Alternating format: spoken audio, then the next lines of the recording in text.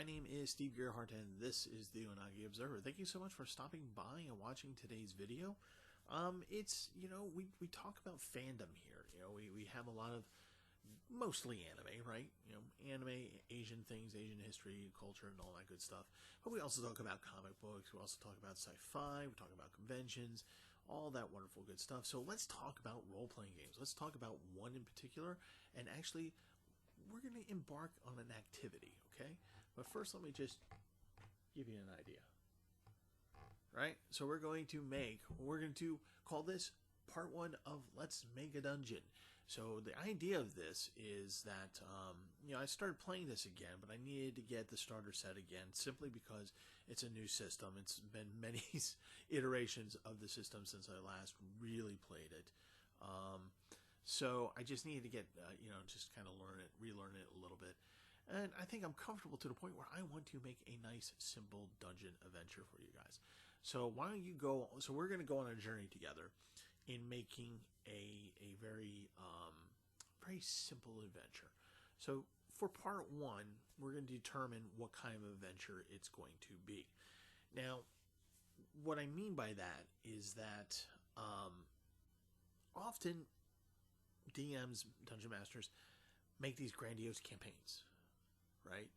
And they have a certain path that they want the players to follow, for their characters to follow in their world, in the DM's world.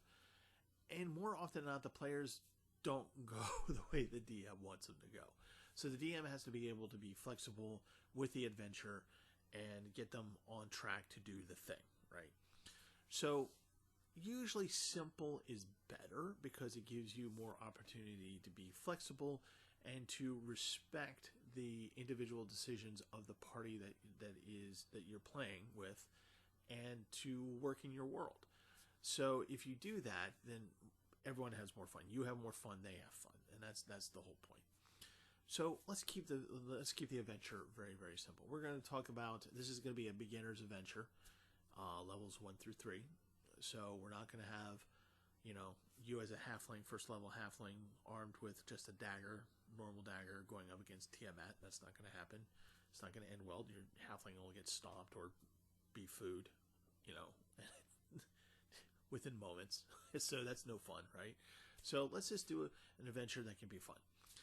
And instead of creating this huge kind of town, village, kind of thing, where there's multiple houses and multiple NPCs and all that stuff, let's make it a small village.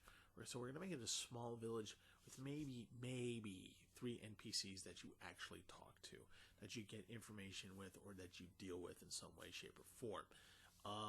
So let's do that. I'm thinking a village, 1 street in there, 6 or 7 buildings, and the story of the village is what's going to drive our adventure here, right? So I'm thinking that there'll be a place where it's just ruins, like a burned down husk of a building.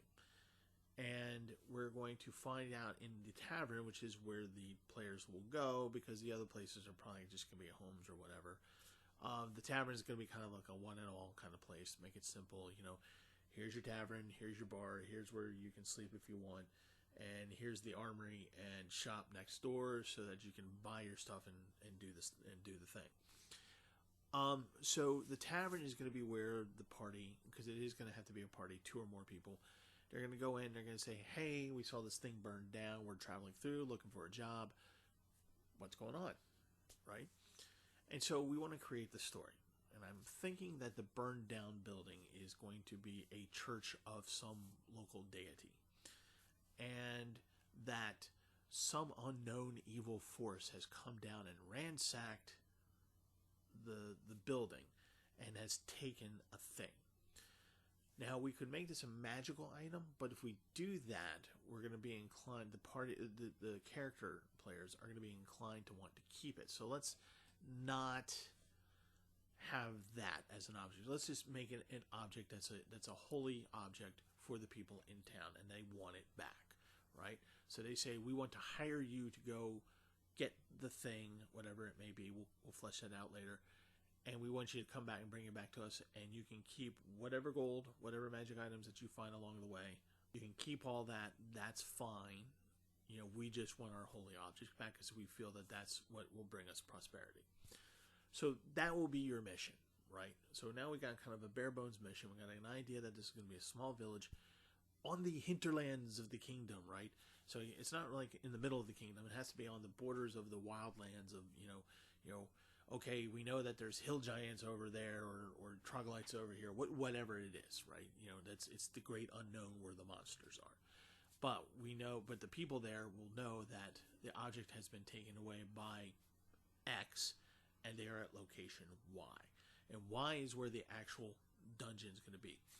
Y can be a